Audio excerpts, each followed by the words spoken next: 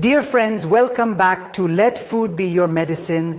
We are together with Dr. Gloria Mosconi, Dr. Christian Orlando, and Adriano Panzironi, and we are talking in short about pathologies among the many that there are due to improper nutrition. I would like to open a page on obesity, overweight, obesity and childhood obesity. So in this block, we are going to talk about this. We are introduced to it by the video. One of the most progressive diseases is undoubtedly obesity, which can rightly be considered a true epidemic. Statistical data tell us today that 33% of the Italian population is reported to be overweight and 9.7% in a state of obesity, and the trend does not seem to be abating. On the contrary, estimates speak of an obesity rate that will reach 43% of the population in 2005, or 20 million obese people. Italy also has the sad record of being the country with the highest obesity in children in the 6 to 9-year-old age group in the European community. For the national health system, obesity-related diseases have reached a record expenditure of 8.7 billion euros, 6.7% of total public spending, an expenditure that will triple in the next 10 years. From a health perspective, obese people have a tenfold increased risk of getting many related diseases such as diabetes, cardiovascular disease, Alzheimer's, cancer, and an average reduction in life expectancy of 20 years. And this was the introductory video on obesity. And again, we heard some impressive numbers. But first, I want to ask our Adriano Panzironi if he would quickly describe what this disease is. As once again, we can say that this is another pandemic of the modern era. Because yes, it is true that obesity is the tip of the iceberg. So 10% of the population suffering from this excessive presence of fat in the body with an absolutely high fat mass index. The problem is that it is only a tip of the iceberg, because below that we have 40%, if not 60% of the population that is in the overweight stage, and all the people who are overweight today will be the ones who in 10-15 years will become obese. So all the predictions that they make to us from here to become of what the phenomenon of obesity will be are all underestimates. Because let's remember that in Italy we have the highest percentage of obese kids. If we already have obese and overweight kids even under the age of 10, imagine what Italy will be in the next 30 years. I was a frequent visitor to the United States. I was in the United States 4 times, and every time I came back, I would see this population rising like pancakes. I mean, you would see these people using 2 chairs. It was really unbelievable. But the most unbelievable thing is that it had become the normality, and this is the phenomenon that concerns me the most here in Italy. Now, seeing an overweight or even young girl or boy seems almost normal, and even when I go around they tell me that you are too skinny, when in fact the right weight is what I have and what all people who follow the Life 120 lifestyle have. So what is obesity? Obesity is the transformation of a population into something that is not natural, that is not genuine, that is not acceptable in the human being. We are not seals. So from a seal, I expect such a round image with an adipose and with a BMI percentage that exceeds 25, 30, 40, 50.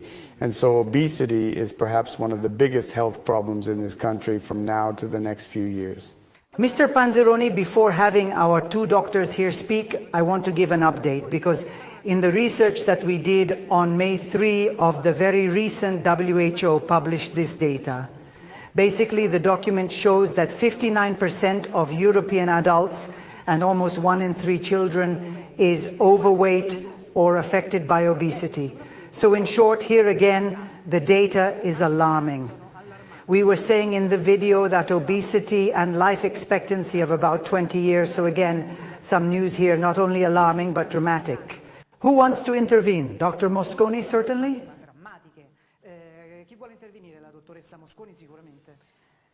Willingly, I too am a great frequenter of the United States. I too have seen this metamorphosis. But the worrying fact is that by now Italy, especially the childhood figure, statistically speaking, is catching up with that of America. Today, we have to worry the moment we have a BMI equal above a BMI of 25, because already there we are with 1 foot out and 1 foot in at overweight. So the wake-up call has to start right in the presence of overweight, not getting obviously to a BMI that is above 30, where we already start talking about the various degrees of obesity. So excuse me for that, because you introduced a topic, namely BMI, that is body weight index. Many people who are watching us do not know what this index is. So I am interrupting you because I want to show our viewers what is BMI. So body weight index, then we continue with Dr. Mosconi. Let's look at it together. Science has established parameters to define whether a person is normal weight, overweight, or obese. You can determine this with a mathematical formula called BMI, body mass index. The calculation is done with the equation kg weight divided by height squared. The result is compared with 6 bands that indicate whether you have a regular weight, are overweight, or obese. Let's take an example. For example, if a person weighs 75 kilograms and is 180 centimeters tall, the equation will be 75 divided by 3.24, or 1.8 squared. The result will be 23.14. By comparing the table, the person is normopeso. In the book Living to 120, a formula was developed that takes the concept of BMI but simplifies the assessment on one's weight. Let's look at it together. Starting from the standard weight, derived from height, subtract the value 100. Example, if a person is 170 centimeters tall, we subtract 100. The value that remains is 70. It must be transformed into kilograms. Having established the starting value, it is sufficient for a man to add or subtract the values of 10, 2, or 18 kilograms to estimate his weight. Let us give an example. The person who is 170 centimeters tall, if he weighs 10 kilograms below the baseline figure 70, he is to be considered fit weight. If his weight is 2 kilograms higher, he will be considered at the beginning of the overweight range. If his weight is above 18 kilograms, he is to be considered obese. As for the woman, if her weight is 13 kilograms below the reference figure 70, she will be in the ideal weight range. 1 kilogram above will have to be considered overweight, with 15 kilograms above, obese instead. Before the video, our doctor was talking about BMI. I pray now that everyone knows what it is, we can continue with awareness. The BMI is the body mass index, and it allows us to actually determine whether one is in a normal weight range, overweight range, or in its various degrees of obesity. In the video, you saw all the calculations through which you can be able to find out your BMI. But today there are obviously much simpler, much faster instruments. So for those who want to, can clearly have fun doing the calculations. But for those who prefer to have a very reliable and much faster data, there are precisely the bioimpedance metries, bioimpedanceometries.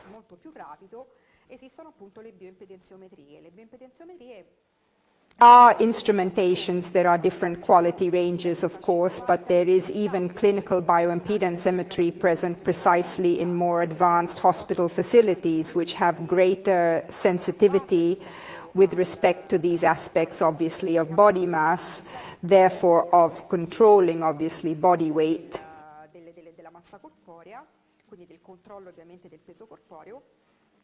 Which allow us precisely to identify not only the fat mass and how much fat mass, but also allow us to identify how much is the lean mass, so the muscle and the skeleton, allow us to identify in short many aspects that then give us a clinical picture of the health of that person, because in any case, we are going to identify the total water, the extracellular, the intracellular.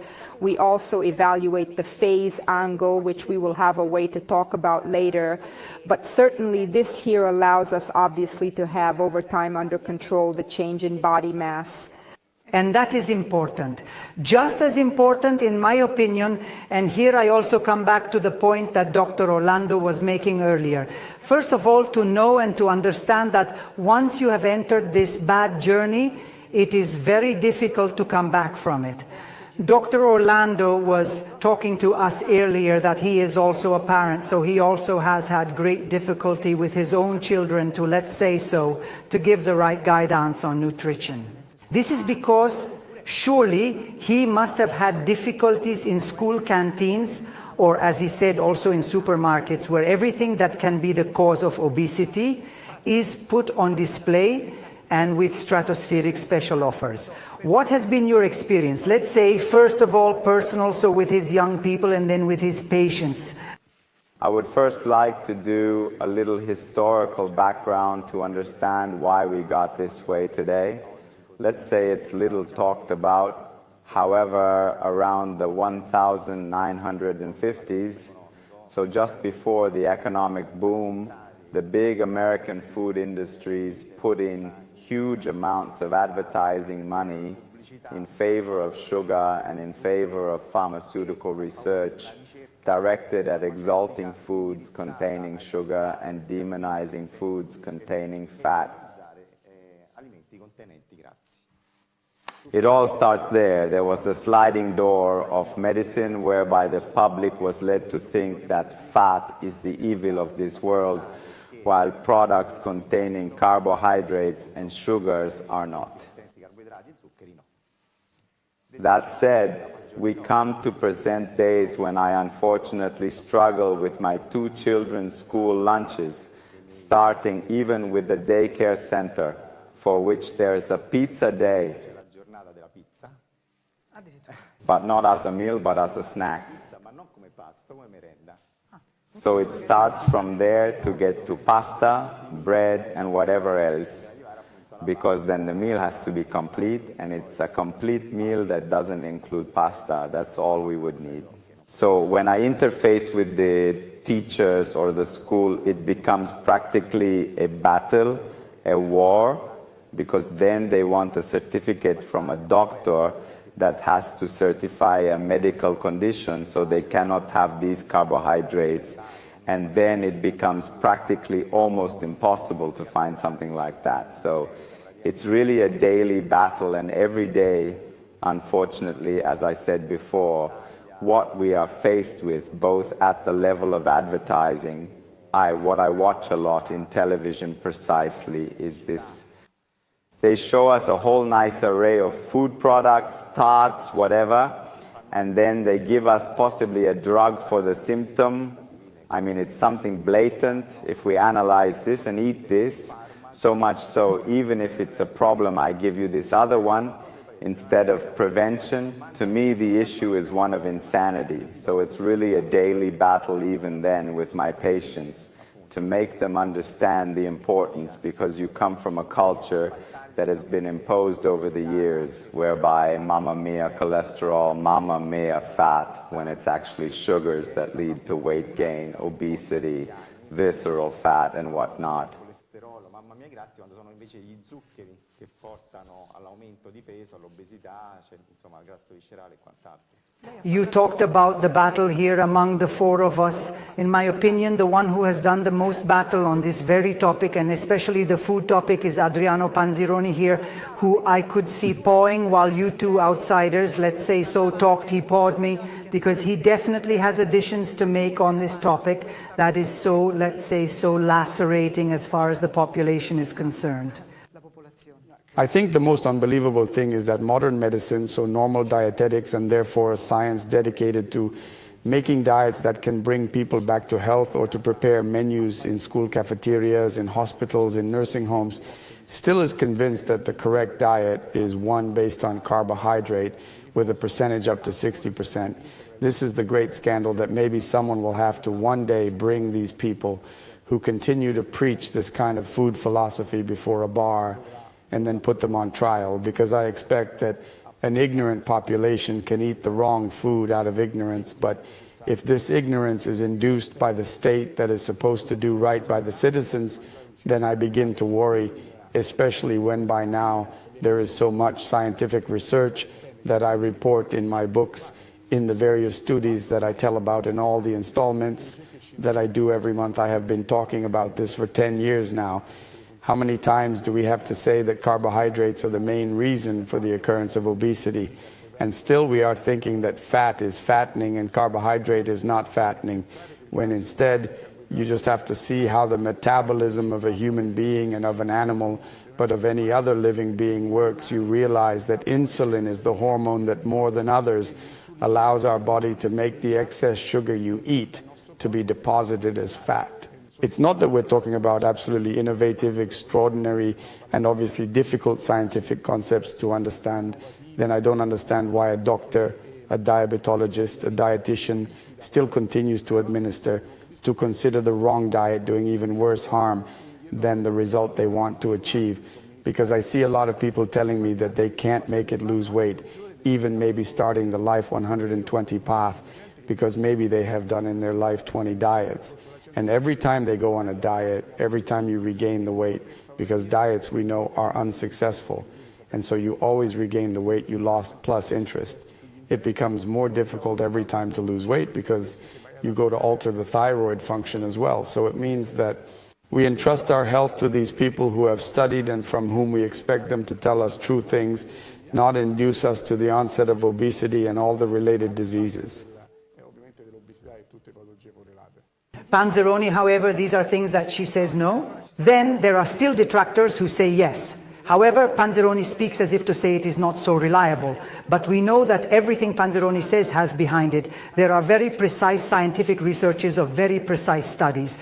Just for this, we take away the studies, we take away the researches. Let's go to talk about numbers. Numbers obtained thanks to the observational study that you did with 1,000 real people who followed the Life 120 lifestyle, who followed the Life 120 lifestyle, who obtained real results stated and obviously controllable within the book that you did the healings. What kind of results did you get with this research? We in this research asked each participant to tell us how many kilograms they weighed before and how many then they came to weigh after a certain amount of time, and then we made pie charts that were going to snapshot the situation of the observational sample. And you really saw a transition between the obesity part, which basically the strong one disappeared. You came towards overweight and many people came back to normal weight. I have two important data that, in example, in the severe obesity of women in very few months. Here we are talking about people who have been doing this diet from 6 months to 2 years. So it is not that they are people who have been doing this style for 10 years. They lost in 24 months 29 kilos. So 30 kilos, and in men, even 40 kilos in 2 years. And this without doing surgical operations, stomach resections, a whole series of operations. The average obesity went for the woman to a loss of 18 kilograms in 24 months, and in the man 24 kilograms. This is the so-called side effect that we talk about. Those who do Life 120 are not doing it to lose weight.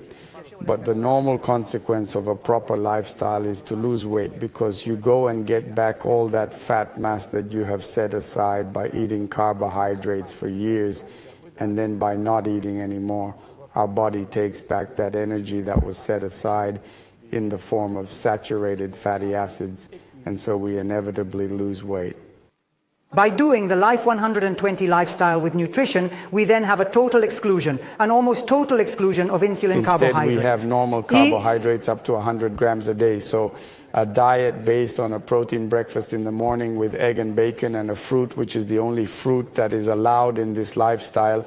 And then at lunch and dinner, meat and fish with vegetables, obviously not legumes and not potatoes. A diet that is perfectly in line with our biological needs from the point of view of carbohydrates, and that obviously leads us to eat less and not accumulate fat. On the contrary, go to recover and eliminate it.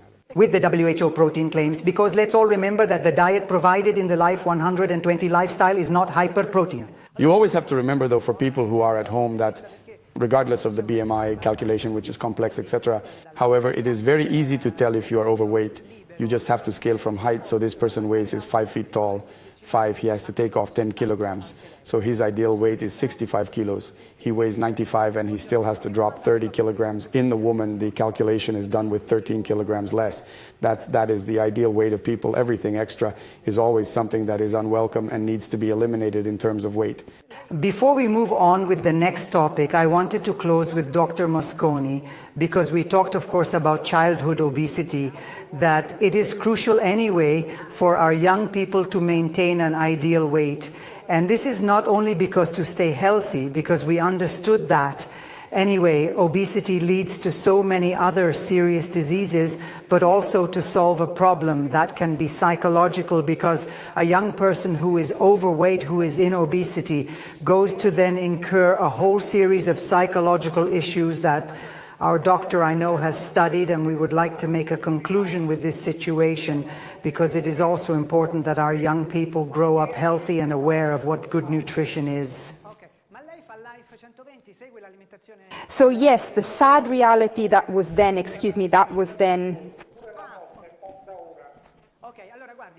highlighted strongly during the closure from COVID was definitely a problem related to the eating disorder and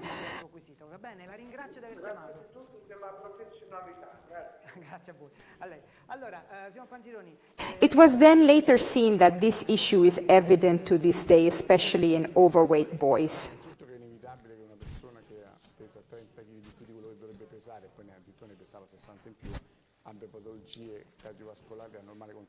Who are then marginalized and sometimes even bullied by peers, tend to experience this there. It becomes a real handicap in an isolated way.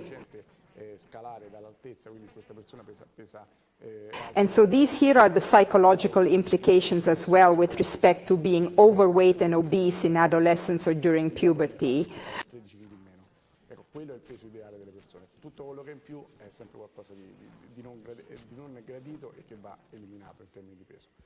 So I really invite this, really an invitation that I make to parents to pay attention, also to teachers, to raise awareness, to pay attention, to observe certain behaviors, or however also certain structures that have to be, as I repeat, caught in the bud to avoid then that they can degenerate into pathology and then have organ damage. Here, so it is an invitation precisely to raise awareness on this aspect. And here we come back to the talk of the important family of the school. I would also say another thing, that while it is true that it is difficult to change one's diet, I am very intransigent on both animals and children, because both animals and children eat what mommy decides and daddy decides. So it is a real responsibility, and therefore a criminal responsibility, if you lead your child to be obese from childhood, because you are predisposing the pathologies, the psychological and physical suffering of your child. Life, if you love yourself. If you love him, you have to do his good. And so in the case of animals, don't give him kibble, but give him raw meat to the dog, because you decide the dog what you have to eat. And the same the children, they can't decide who is in charge at home. I remember in my house, if I didn't eat, it was scolding. I mean, you have to have the courage to explain to kids what is the correct lifestyle, because it is unacceptable that a 10-year-old child starts to be overweight beyond the psychological discourse that will then bring personal management damage throughout his life.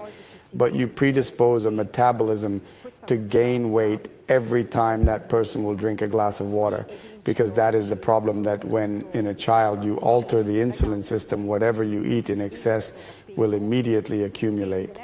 Then in fact you lose the feeling. So that's kind of what happens to adults up to 30, 40 years.